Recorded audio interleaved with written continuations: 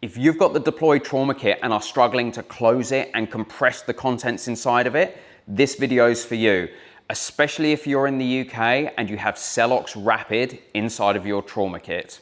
We're going to switch over to camera 2. This is going to be an unedited video, so grab your popcorn, grab your beer, and settle in for how to pack your deploy trauma kit. So if you're in the UK, this video is probably going to be most important to you because in the UK, you've probably got Celox Rapid. Celox Rapid could be in this red civilian style packaging, or it could be in like a grey olive green sort of packaging, which is like the military colorway for the packaging, but it's the same stuff. In other countries, you may have QuikClot combat gauze or an S-rolled gauze, packing gauze as well. Both of these, you'll notice, pack down to this small rectangle.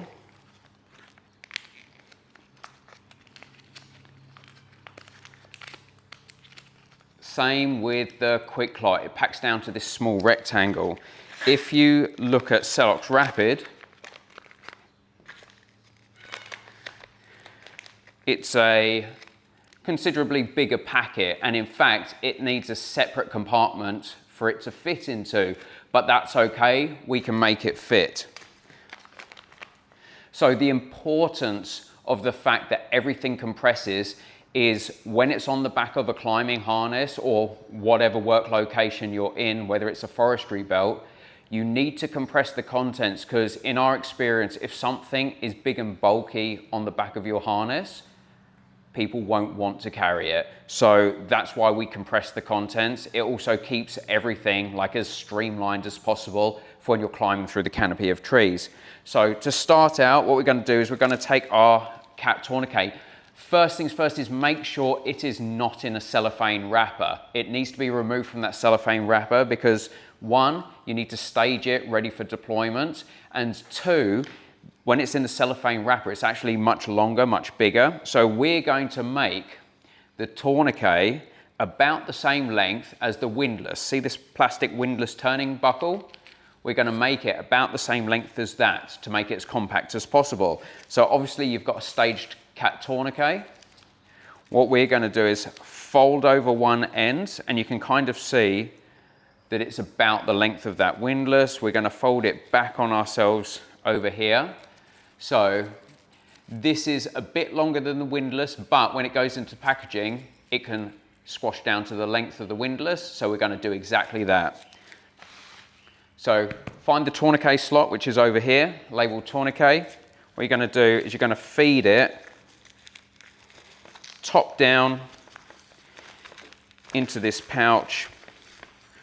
So you're going to have the adjuster buckle on one side, and you're going to even have that other kind of plastic buckle on the other side of the elastic, and then on the opposite side of the elastic you've got your actual windlass clip.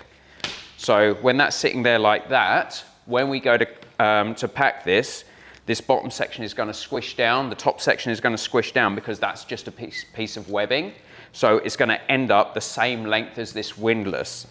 The next item you're going to pop in there is your Israeli bandage, your emergency bandage. So this is a 4-inch emergency bandage. You can fold all the packaging down on this, and you're going to put it into your emergency bandage location. So elastic it into there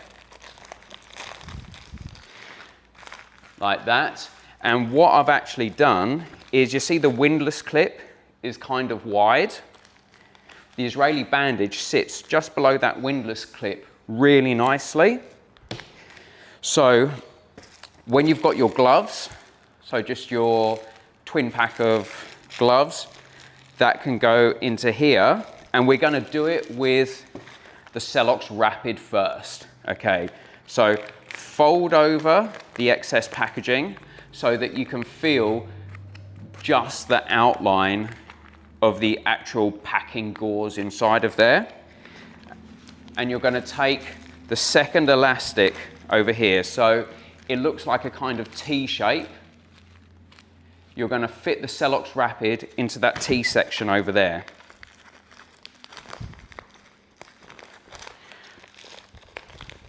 just like that. It fits in there really nicely. Now what we're going to do is, as I mentioned, we're going to compress up the C.A.T Tourniquet, compress it down so it's about the same size as the windlass, and we're going to lift up the bottom of this pouch so the windlass doesn't butt up against the Celox Rapid. Fold it up and over like so, and we're going to take the top and we're going to pull it downwards like that. And this is what you're left with. So when I look on the side, you can see that the C.A.T Tourniquet is kind of rumpled up there. That's okay, it's not going to damage it, it's not going to cause any issues, because as soon as you open this thing up in emergency, you can just pull it straight out of there and those ruffles aren't going to still be there. We're going to look on the other side and you can see that the Celox Rapid is sitting on top of the Israeli Bandage. So this is the pouch assembly that we're going to fit into here, and this is where the compression really starts. So I'm going to open up the outer pouch and you can see that we've got the lanyard hanging in the bottom. We're going to keep feeding the lanyard into the bottom like that. And I've got the deployment tab of the inner pouch. So the deployment tab is sitting like this. I'm going to take the deployment tab and that top handle, I'm going to hold the inner pouch like so. And when I go to put it in, see this bottom handle over here? We don't want that kind of getting tucked behind or anything. I'm going to slowly feed this into the bottom. Don't know if you can see that. Feed it into the bottom like that and Velcro it backwards. So what we've got is the deploy inner pouch sitting about the bottom and sitting up to here. And this is the hard part. So we're going to compress all of the contents, and don't be afraid to compress the contents. You're not going to break it, and in fact it's going to help with the deploy situation as well. So when you do pull the deployment tab, everything goes bang and kind of pops out. So we're going to make this the most compact version of the deploy possible for the amount of equipment that it's got in it. Turn it sideways and don't be afraid to compress the contents. So I'm pulling this side tab down so I can see the button, and I'm pulling the button section up, and there you go, one side is done. I'm going to turn it the other way, and this is going to be the hard part, but it's okay, don't be scared to compress it. You can manhandle these things and it's not going to be an issue. Pull that button down into position and you're going to pull the other side, and that's hard, and you can see that it looks like it's fit to burst. Like if I went ping on the deployment tab, literally this thing would just go bang and open up. And that is actually going to help the deployment mechanism, because the last thing you want is in an emergency to be reefing on this thing, trying to get it open, when this thing will literally go bang and open up. Now what we're going to do is, I've got this deployment tab. This is going to pull down the top, and to make it easier to close this upper tab, what I'm going to do is I'm going to pop these two dust covers out so they kind of go back to front like that, and that's going to help us get the dust covers over. And I'm going to pull this deployment tab fully down the middle like so, and I'm going to pull this top cover down, and I'm forcing this down, like I'm not being gentle with it, and I'm rolling it down into position. And see those dust covers, because they were inverted, they stick out. And when this is closed up, don't be afraid to compress it down further. You're not going to break anything in here. This stuff isn't stuff to get handled with kid gloves. It's not going to shatter, it's not going to break, nothing like that. And what you're going to be left with is a pouch that looks like this, like that, and like that. And this pouch feels like it could go bang and burst open, and that's the idea of it. Compressing the contents like this, I'm not sure if you can see, but in the design process, the back panel here is actually wider than the front panel. So it's somewhat chamfered in on each side, and the same is true on the bottom edge and the top edge. That actually helps with when you're climbing around and moving around, the thing not to get caught. So that is all part of the design. And yes, if you've got this kit in here, including the Celox Rapid, it's 100% going to be hard to close, but that's okay. It's designed to be that way, and this is the biggest kit that you'll fit in here, or you'll need to fit in here, because obviously the QuikClot Combat Gauze is much smaller, and this non-hemostatic Z-fold or S-roll packing gauze is a lot smaller than Celox Rapid. I'm going to go through packing these in there anyway, just so that you know how to do it. So let's open this up, and see, it just all pop like it wants to escape. I'm going to open this up, flip it over. So we have already got our C.A.T Tourniquet in there, packaged as the way we need it. We've already got our emergency bandage in there. We're going to pop out the Celox Rapid, and we're going to put in the QuikClot Combat Gauze. So this is another hemostatic gauze, and in fact it's the same size and shape as the S-rolled or Z-folded non-hemostatic packing gauze. So they're kind of, at least in dimensions, somewhat modeled on each other. So we're going to put the QuikClot Combat Gauze in there. So look for this packing gauze location. It is going to be hard to put the combat gauze in there. The reason being is we don't want it falling out, so that's why the elastic is so tight. Take the packing gauze location, you're going to stretch it out like so, and see it's fitted in there. We are going to do exactly the same as we did with the Celox. We're going to take this C.A.T Tourniquet and we're going to squish up the bottom of it like that. We're going to lift up the bottom of this pouch so that these gloves sit clear of the windlass, and we're going to fold it over like that.